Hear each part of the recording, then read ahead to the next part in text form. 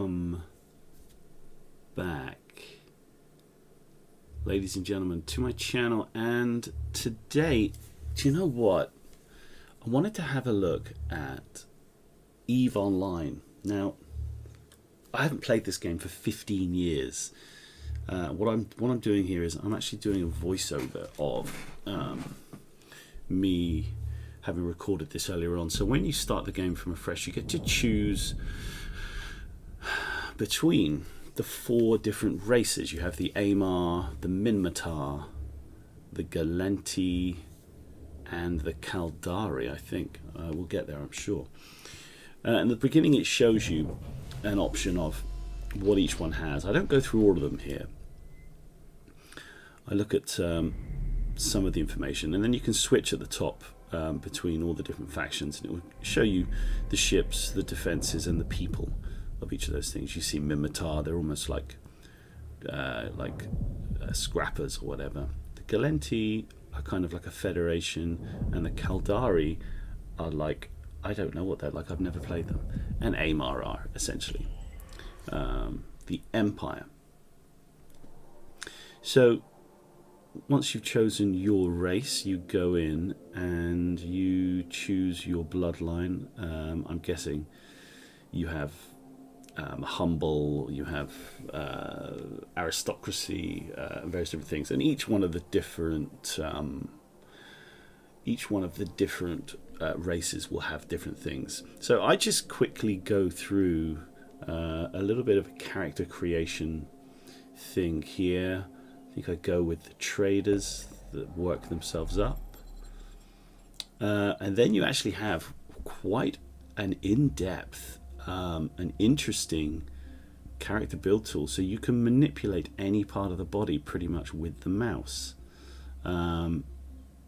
which can get very detailed. You can see I start playing around with the nose here. I'm just doing that, moving the mouse around.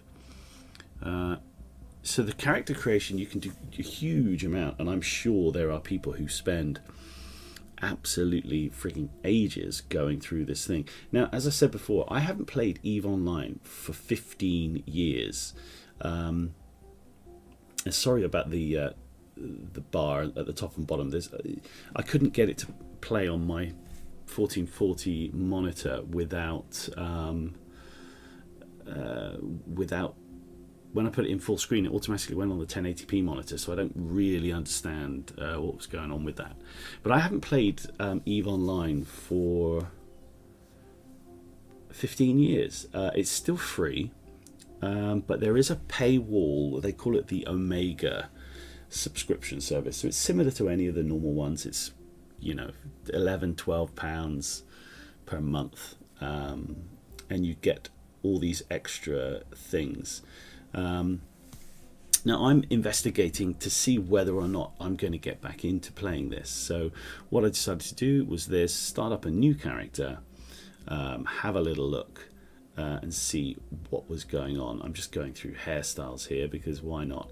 I don't go into any more detail, I don't think, now. Once I've changed the hair, I think. I can't remember. I think I just went. But obviously with this character creation, you can pretty much make a very bespoke character.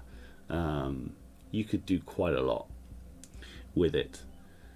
And all of the different races look different. You can make them look very, very different.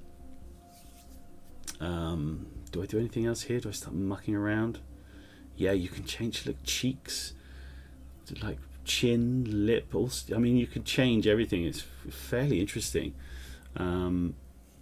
A really good character creation tool. I think at this point I'm like, okay, come on, let's just go.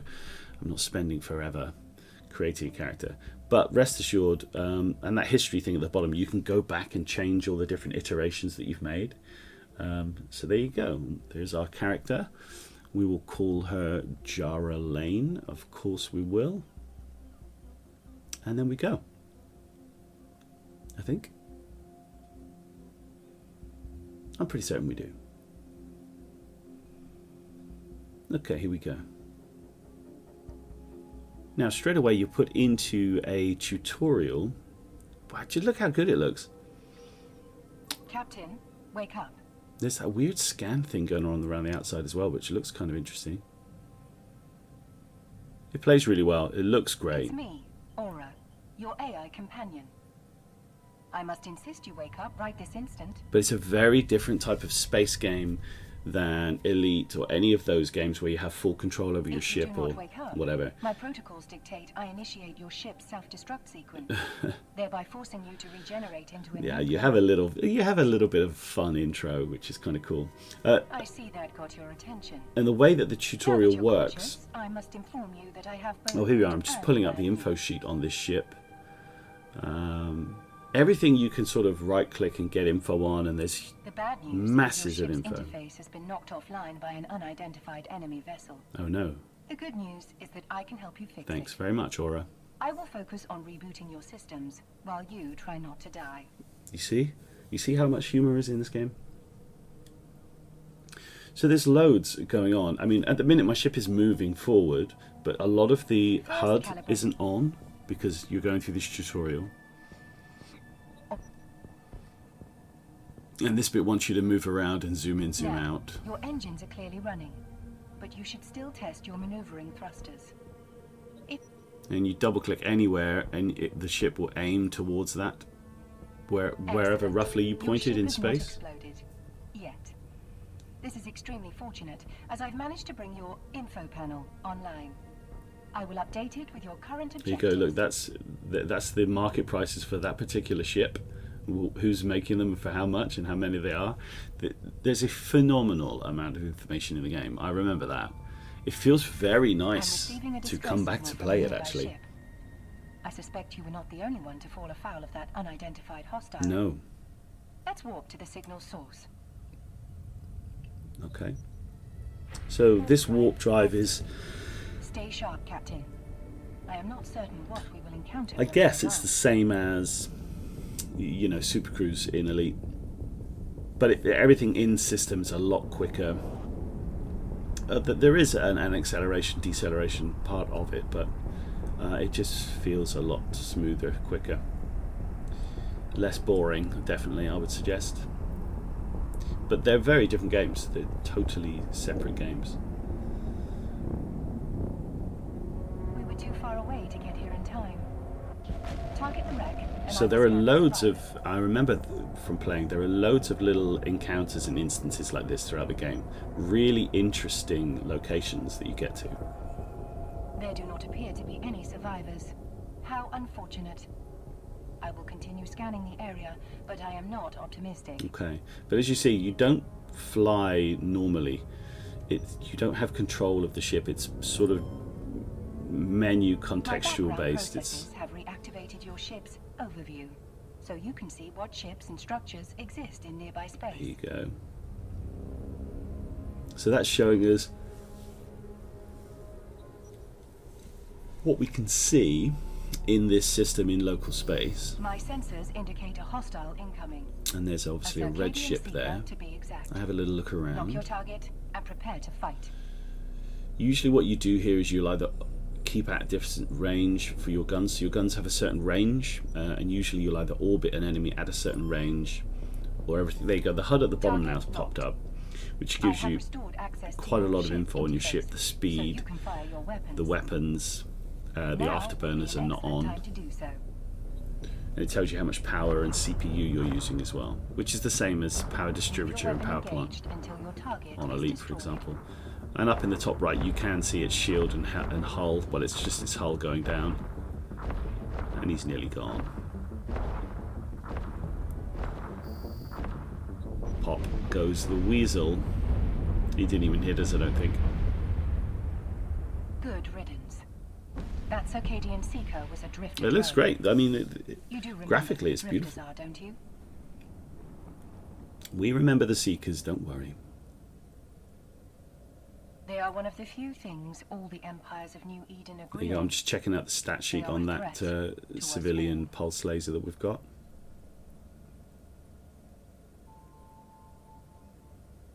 Now, let's head home before we encounter any further trouble. Fair enough.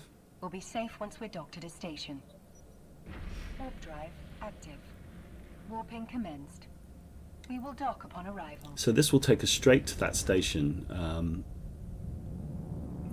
and it will automatically dock for us. We don't have to do anything, and then you're into the other main part of the game, which is when you're in a space station, there is a huge amount of services and resources that you can use. And you can build your own space stations in this. You have like corporation warehouses. When I was playing it back in 2005 or whenever it was, 2006, there were, wow, that looks cool, doesn't it? There were these huge corporation wars, where people in real life were getting death threats for kind of infiltrating another faction and unlocking warehouses and taking out resources and ships, and it was just nuts. I successfully reactivated your neocom. There's the neocom on the side, the left. That's where you get to see all of your other bits of info. There's huge amounts. Speaking of the neocom, you can use it to contact Concord, as New Eden's impartial. It looks cool inside the station as well. Securing So this is totally new. This Concord thing, the agency, it's essentially an in-game menu to help you get through, fleet up, looking for group stuff, or doing little missions, whether it's exploring or whether it's mining. But we're obviously going through the tutorial. Examine the station services interface, to which I have just restored access. And then in every station you will have be able to utilize all some of, if not all of these Seems rather self-explanatory, doesn't different services and resources you can use. There's loads of them. That's for building stuff. You can actually use stations as industrial complexes to build things and then automatically have them post onto the marketplace so that people can buy them in game. There's a huge amount of stuff. It's cool. So we're just looking at the different module slots on the ship that we've got. Too high, too medium, too low. And you can put different things on: scanners, different guns, different shields, different tracking modules, different targeting modules, all sorts of stuff. I'm just looking at what ships are available here. I think I have a look at this one, so you can see this destroyer has so many more slots available, especially the high ones. Look at all those. It's humongous, much bigger ship though. This is the marketplace we're just looking at. You can buy and sell and make and everything in the game. It's just nuts. It's totally frigging nuts, but it's great. But the main thing is I'm trying to see how much of it is free, and I know that a lot of the skills are locked behind the Omega subscription, and also because of that a lot of the ships become locked because you can't use the skills. Just looking at the marketplace there again. So I think I'll have a look at this a little bit more. We'll see how it plays out. Just looking to see if I can repair my ship or anything. So you've got all these different services in each station. Not every station will have all of them active, but they, each different station will have different ones. What's this doing? What are we looking at here? Oh, this is just me. They're my skills. So I start training skills here. So I start training the AMAR frigate skill, which is going to take 14 hours. Or 1 hour, whatever that says. I can't really read it. And then I do Starship Command, which is another useful one. And once that queue is done, once you've got 24 hours worth of queued up stuff, you can't queue anymore. And all the ones with the yellow blobs there, they're the ones locked behind the Omega stuff. Oh, there you go. You can go back in and change your character if you wanted to. That's cool. You also have personal insurance. And ship insurance. There's a huge amount, so I'm going to check this back out. I think I'm going to get back into EVE Online and have a little look. Now this is me going through that agency. You can see different missions, different looking for group type things, whether you're mining or resource harvesting or whatever you're trying to do. You can do it with others, which is nice. That's how much money we've got. ISK, Interstellar Credits.